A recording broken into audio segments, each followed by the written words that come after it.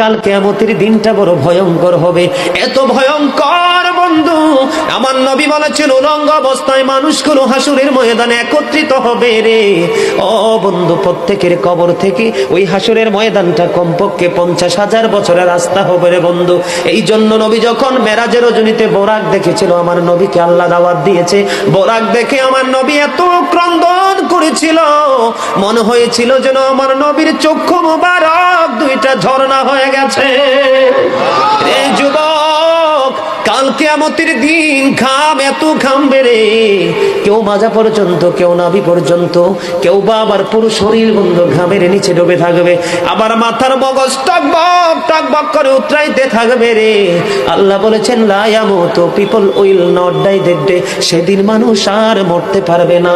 আল্লাহ বলেছেন ফিহা ওয়ালা ইয়াহইয়া, people will not be able to live that day, মানুষ সেদিন বাঁচতেও পারবে না।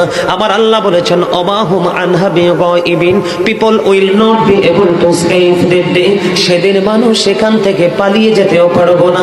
রে দুর্গাপুরের যুবক, হাদিস শরীফের মধ্যে এসেছে কাল কিয়ামতের দিন আল্লাহর আরশের ছায়া ছাড়া কোনো ছায়া থাকবে না। ওই কাল কিয়ামতের দিন এই দুর্গাপুরের যুবকগুলো চাইয়া দেখেন চাতক পাখির মতো বসে আছে। আমার কাছে এত সুন্দর লাগে রে যুবক, আমার হৃদয়টা ঠান্ডা হয়ে গেছে, কলিজা ছুঁয়ে গেছে তোমাদের উপস্থিতি এবং মনোযোগ। আল্লাহ রাব্বুল আলামিন হাদিস শরীফের মধ্যে এসেছে কাল কিয়ামতের দিন আর 7 শ্রেণীর মানুষকে আল্লাহর আরশের ছায়ার নিচে জায়গা দিবে রে।